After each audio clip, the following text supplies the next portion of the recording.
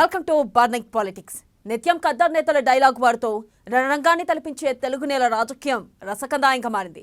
సై అంటే సై అనే రేంజ్ లో సాగుతున్న పొలిటికల్ దంగల్పై ఒలుక్కేద్దాం.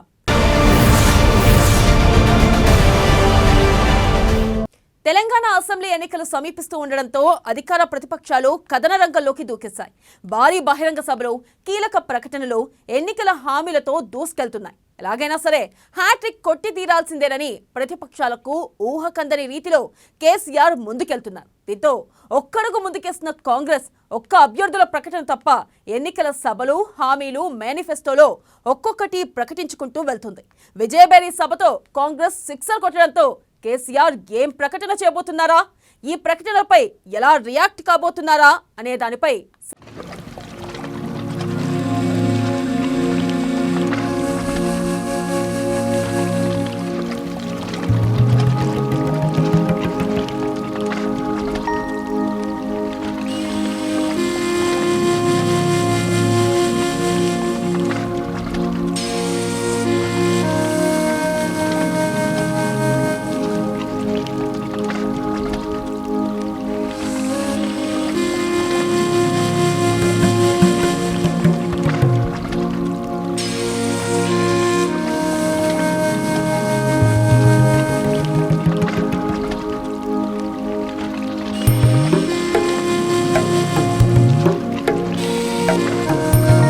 లోకి కాంగ్రెస్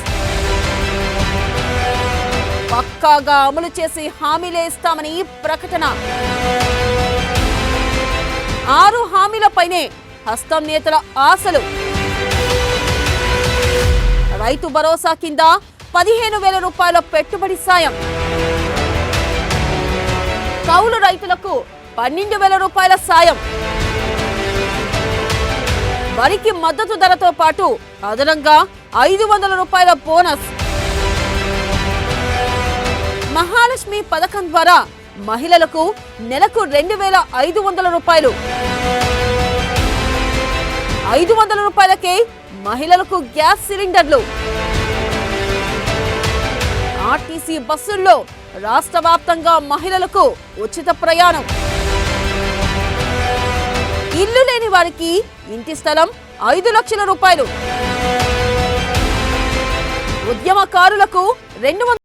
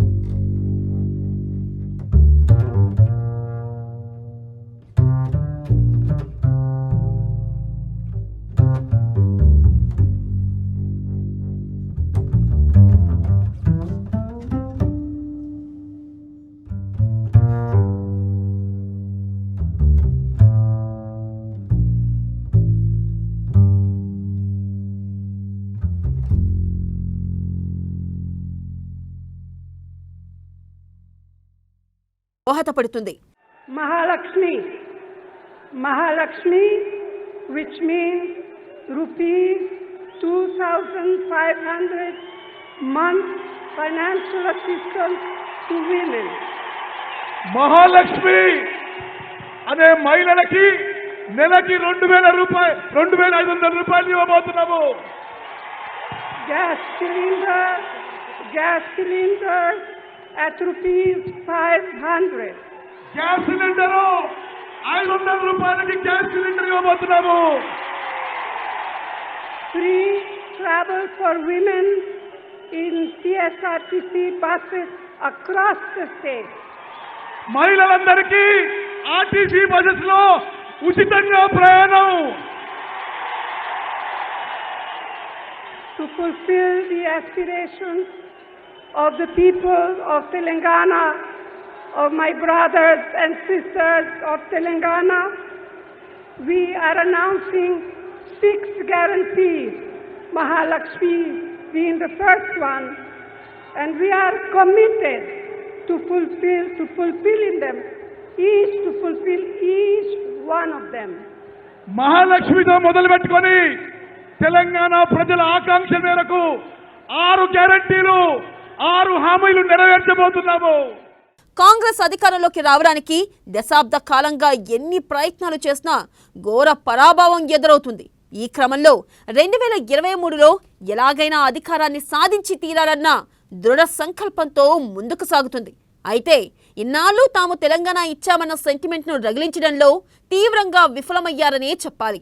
రేవంత్ రెడ్డి టీపీసీసీ పగ్గాలు చేపట్టినప్పటి నుంచి సోనియమ్మ తెలంగాణ ఇచ్చింది అనే సెంటిమెంట్ ప్రాణం పోసుకుంది. ఈ నేపథ్యంలో కేసీఆర్ తెలంగాణ తెచ్చాము అంటే ఇచ్చింది మా సోనియమ్మ అని బలంగా ప్రజల్లోకి తీసుకుపోతున్నారు.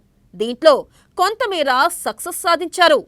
తెలంగాణ నిరుద్యోగులు, తెలంగాణ ఉద్యమకారులు, అదేవిధంగా తెలంగాణ మహిళలు, మైనారిటీలు 9 సంవత్సరాలలో కల్వకుంట్ల చంద్రశేఖరరావు గారి ప్రభుత్వంలో ఎదుర్కొంటున్న కష్టాలు, రైతుల ఆత్మహత్యలు, విద్యార్థుల ఆత్మ బలిదానాలు, నిరుద్యోగాలు, ఉద్యోగాలు లేక ఈరోజు అన్నమో రామచంద్ర అని అడుక్కునే పరిస్థితులు, ఈ 9 సంవత్సరాలు తెలంగాణ రాష్ట్రంలో కల్వకుంట్ల చంద్రశేఖరరావు గారి పరిపాలనలో జరిగిన నష్టాన్ని, కష్టాన్ని చూసి ఆనాడు 2004 సంవత్సరంలో తెలంగాణ ప్రజలకు కరీంనగర్ గడ్డ మీద నుంచి శ్రీమతి సోనియా గాంధీ గారు తెలంగాణ రాష్ట్రం ఇస్తున్న గ్యారంటీ ఇచ్చింది.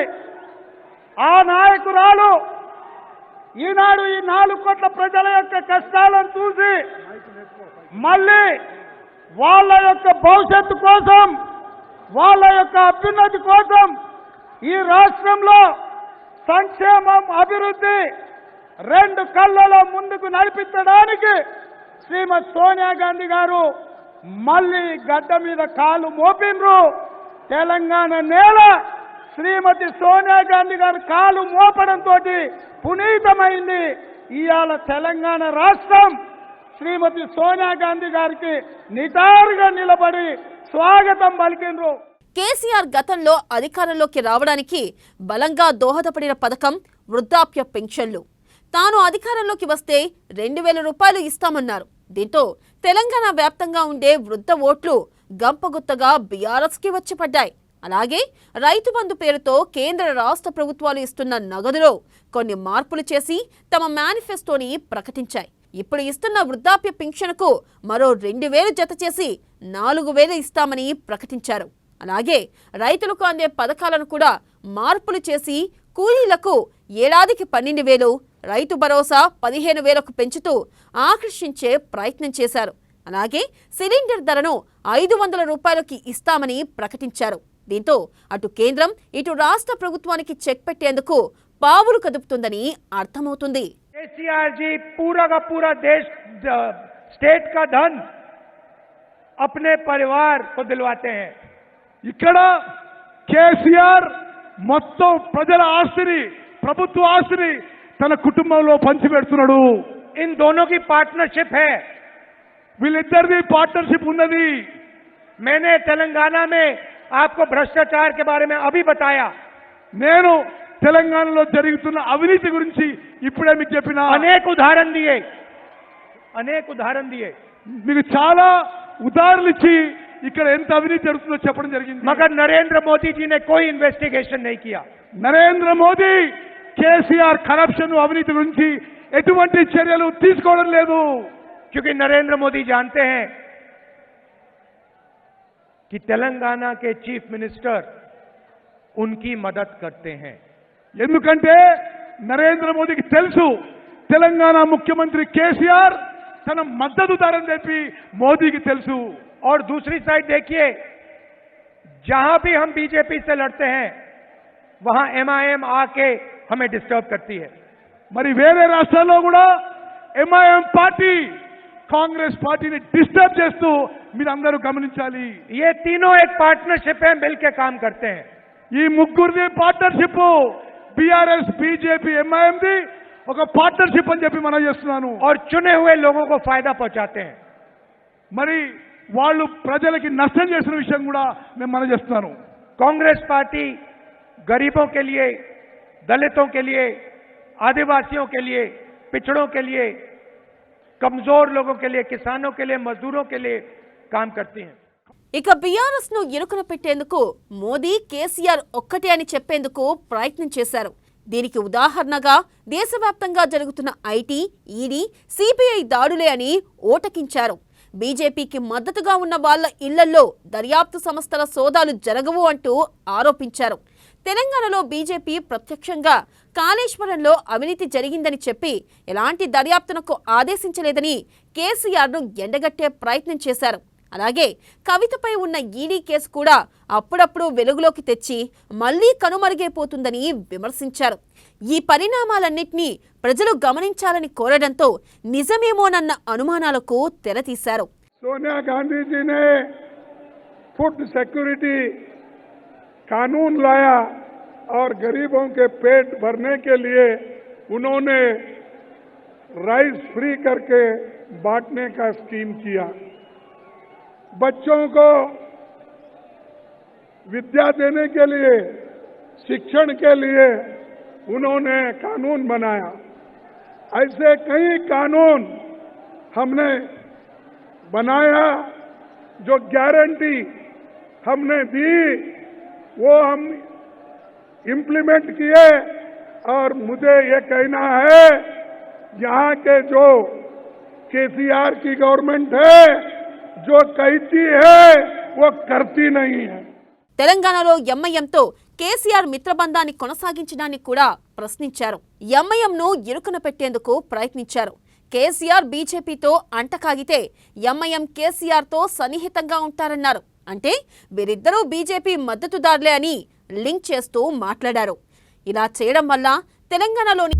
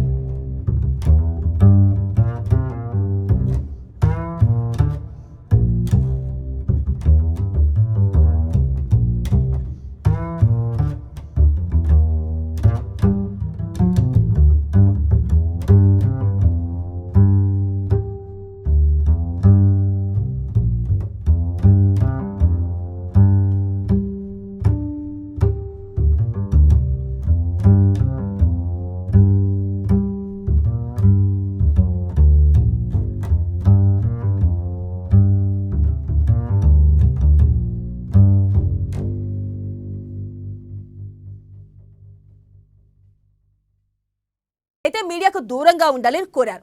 మరికొద్ది రోజుల్లో ఎన్నికలు జరగనున్న తెలంగాణ రాష్ట్రంలోనూ హస్తం పార్టీ హవా చూపాలని నిర్ణయించింది. పంచతంత్ర మంత్రంతో ప్లాన్ అమలు చేస్తుంది.